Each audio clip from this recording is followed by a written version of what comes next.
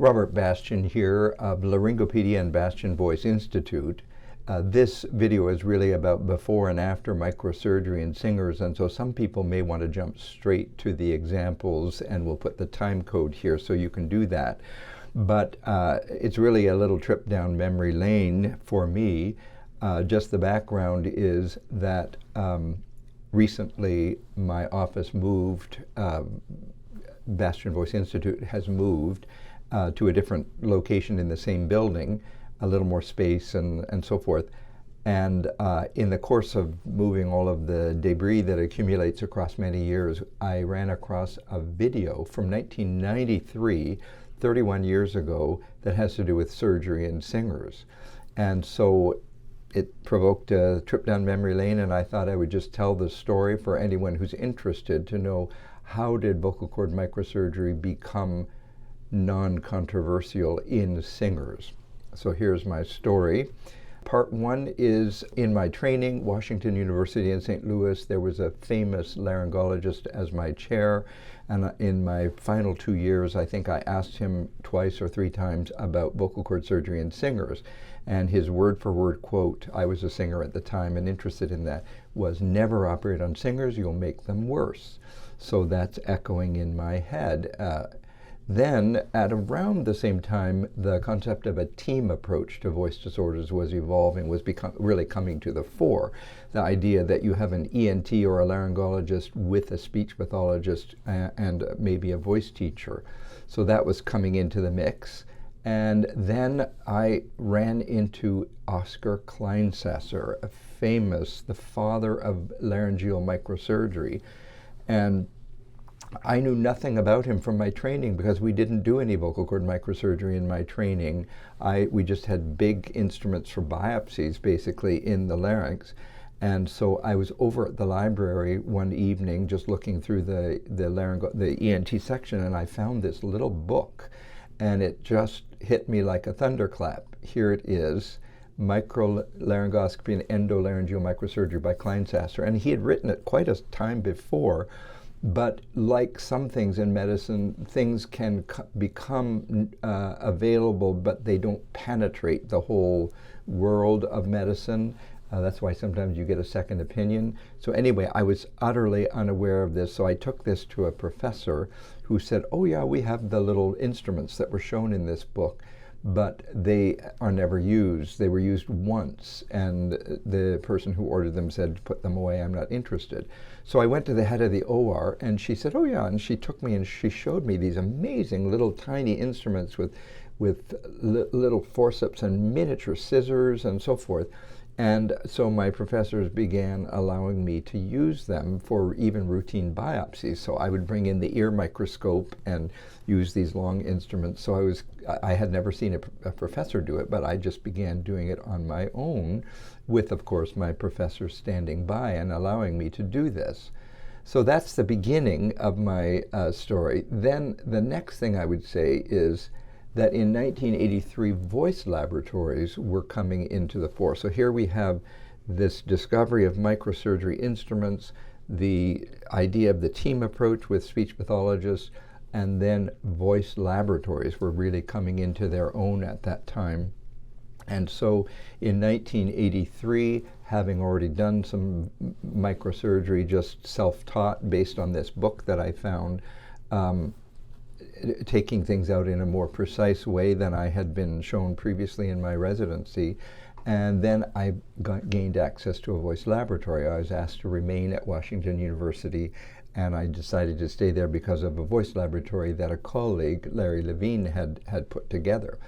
Well, the trouble was, when you start looking at the larynx, not just with a laryngeal mirror, a warmed laryngeal mirror and a headlight, and not with a fiberscope and your naked eye, but with the attachment of a video camera, and then you project that onto a large screen, you begin to see things, and it begins to teach you things. And one of them is that you can do a lot of work with singers and try to use the therapy and the team approach and everything, and a percentage of them, lots get better, and that's that. but a percentage of them are left with this kind of a problem that you see here on the screen. And now you can't ignore it, you can't hope it away, you can't, you know, imagine it away, because there it is staring at you on the screen. In addition, I was a singer myself, and I had a very good falsetto at that time, and so that I could assess the little teeny tiny high-pitched voice, happy birthday, and look at swelling check video if you're interested in that. And so I could hear the impairment of these singers, and I could see the persistent lesion, and yet we've done all of the right things that were said to be the whole solution at that time. Never operate on singers, do therapy, and get a good teacher. So now that's background. Additional background is that I then did a mini fellowship in France primarily, but I had 2 individual weeks in Germany in a 4-month span, a week in Germany, the 4 months in France, and the last week was again in Germany. Or a middle week, I guess, was in Germany. Well, one of those weeks was in Marburg, Germany, where I met Dr. Kleinsasser. So here's the man whose book I discovered a couple of years earlier, and I'm now with the man. And I saw him do a retinoidectomy with the microscope. It was an amazing surgery that he did. And so that further kind of illuminated my understanding. And then, even more important, I spent a single day in the south of France, Lyon, with Dr. Marc Bouchaillet and Guy Cornu, 2 doctors who work together, the phoniatrist Guy Cornu and Dr. Bouchaillet, the surgeon.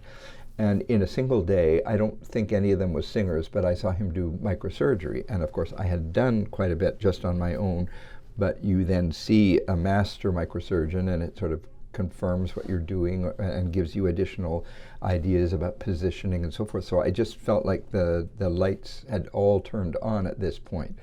Now I returned to the United States after my mini fellowship, and I'm now assistant professor at Washington University. I have this voice lab. I have wonderful speech path colleagues. Kitty Verdolini was one who told me, you can do surgery in singers. She'd had some experience in Italy with that, and Anat Kedar, both of them singers. Anat Kedar, masters in voice performance, and a very fine thinker and speech pathologist, really first-rate individuals. And so they provided the support surrounding this concept of what do we do with singers that have irreversible lesions after we've done everything we know of.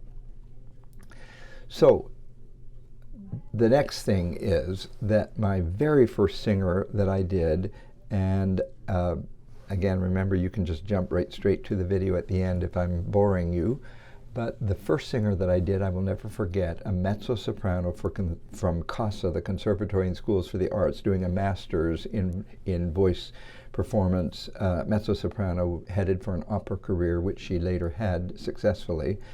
And she had vocal nodules, and she came to see me, and I could do the little swelling checks, and I could hear the impairment, and she described her symptoms, the 5 mucosa symptoms that singers have.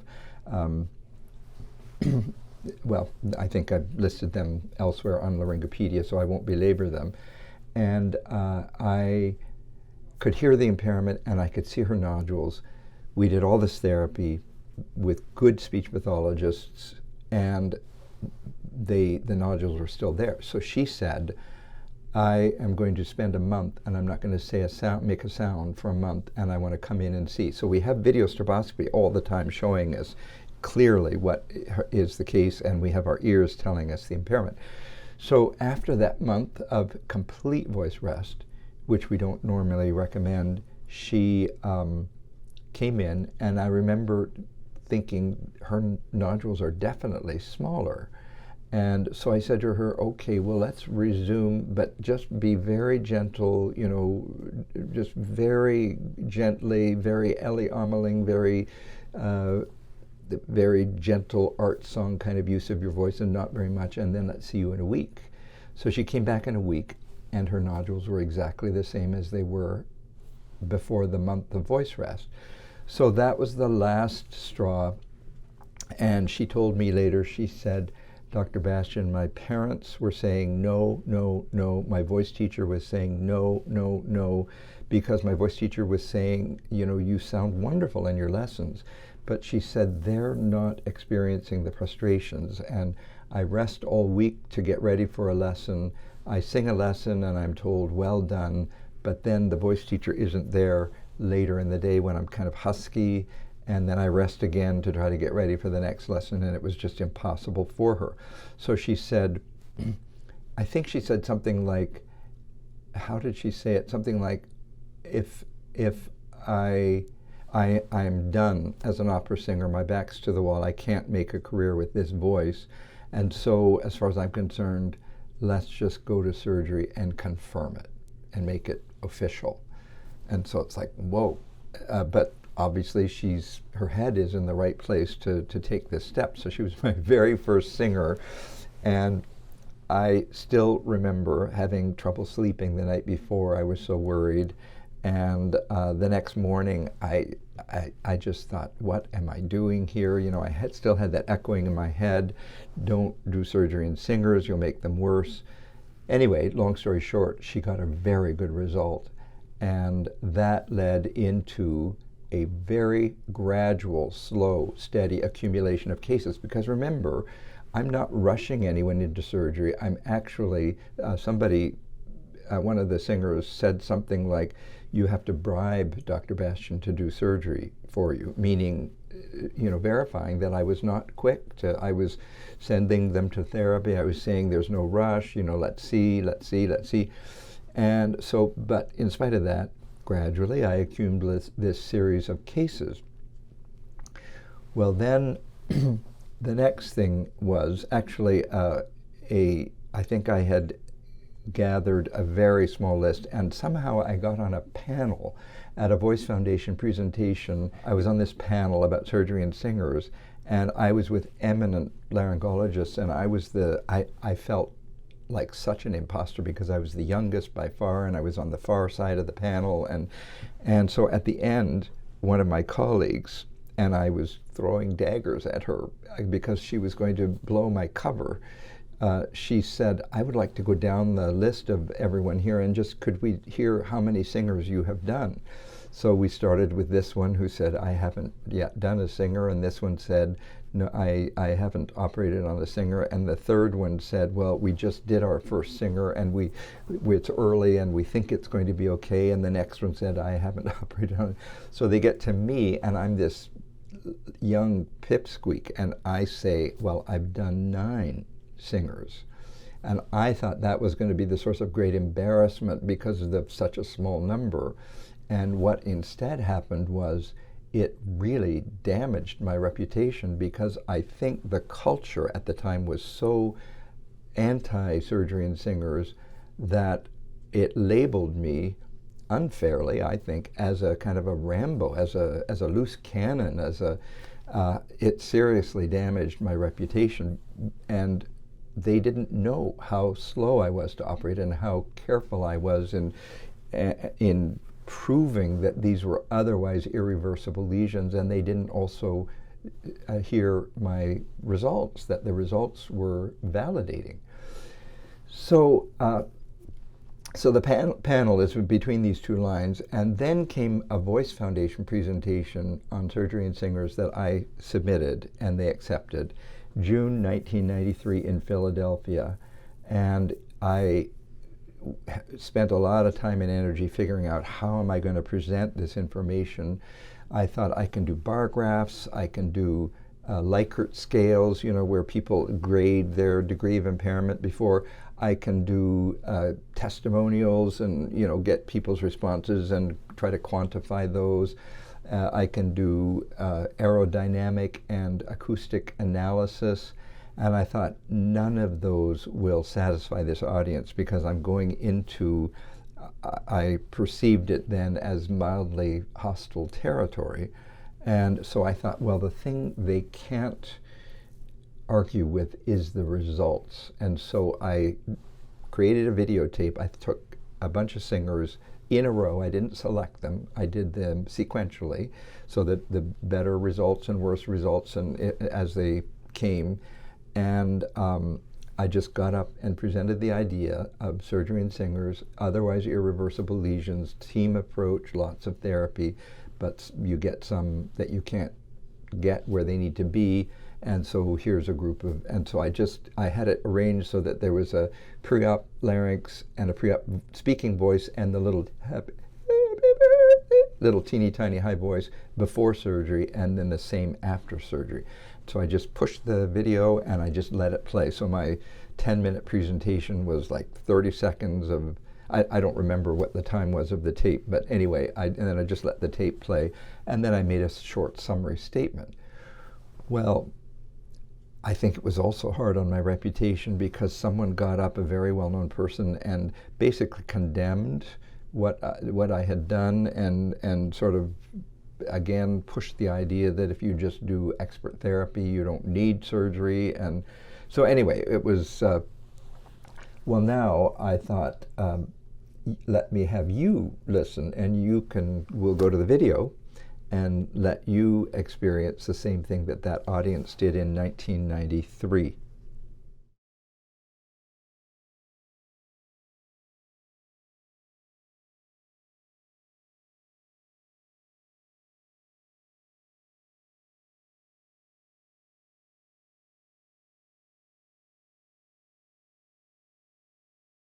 Happy birthday to you. And very tiny now again.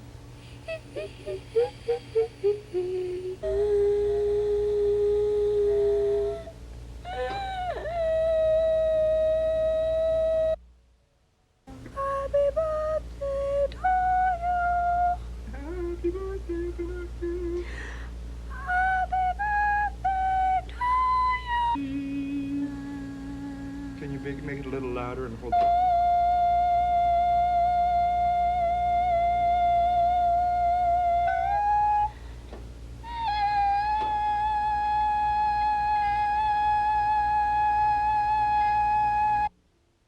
Happy birthday to you.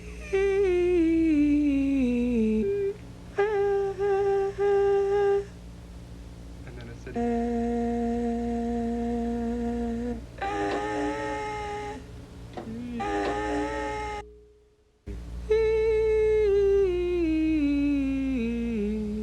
Happy birthday to you.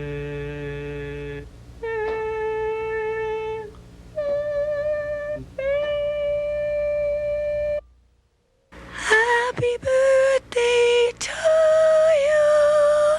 Happy birthday to you.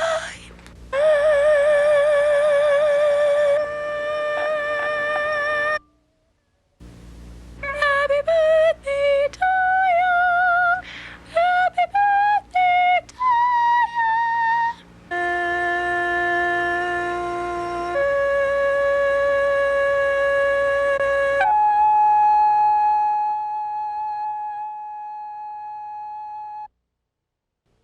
Happy birthday to Happy birthday to you.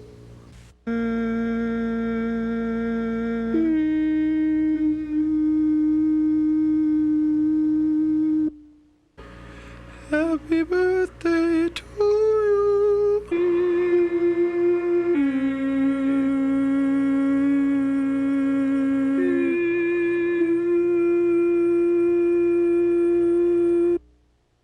Happy birthday to you. Oh, God, this is so depressing.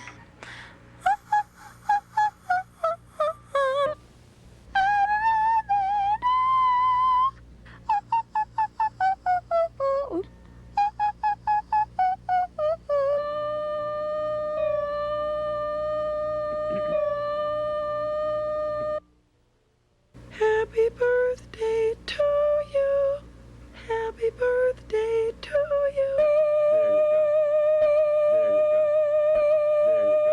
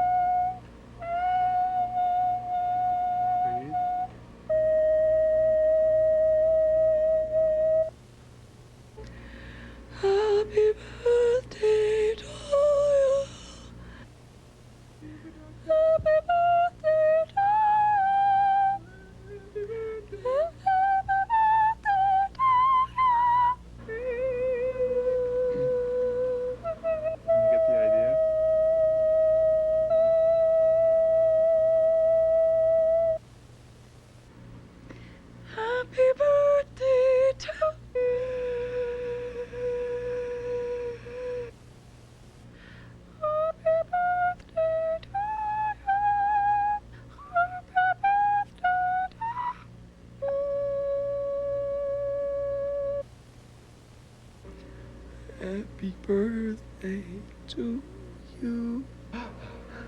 That's it.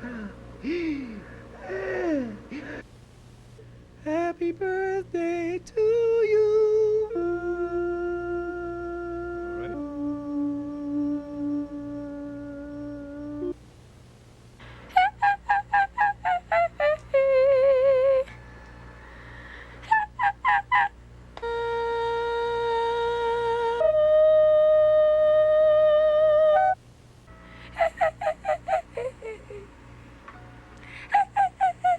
Very tiny.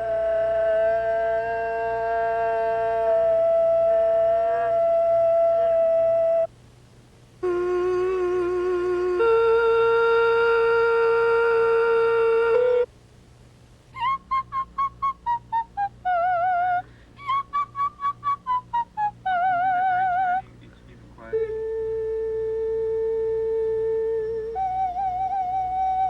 Can you lower your larynx? So there you have it. Now, how would I summarize all of this? The summary, in my view, is that vocal cord microsurgery in singers should no longer be controversial, and I don't think it is in many places. So again, this is a trip down memory lane. 31 years ago is very controversial, but I don't think it is so much anymore. And just as I said, microsurgery didn't penetrate for a while, vocal cord microsurgery into singers may not have penetrated the understanding of singers and voice teachers in every place. And so that's one of the reasons that I'm doing this video. I would say that it is still reserved for otherwise irreversible lesions. So you apply conservative measures, whatever medical things you can bring to bear, speech therapy, highly skilled, work with the voice teacher, lots of time, don't be in a hurry. And but for otherwise irreversible lesions, it's still reserved for that. It should never be done, in my opinion, without video stroboscopy. So there needs to be a very clear, sharp picture pre-operatively and a clear picture post-operatively so that the surgeon and the singer can see exactly what's been accomplished. And then the choice of surgeon is crucial. And it's very easy to ruin vocal cords with badly done surgery, but it's also very easy to get great results over and over again, at least for nodules and polyps for sure. And there are lots of surgeons now around the country and around the world, but you just have to be careful to pick the right one. So there's the story at Trip Down Memory Lane and an ancient video of before and after results of surgery in singers from very early in my career. So thank you for listening.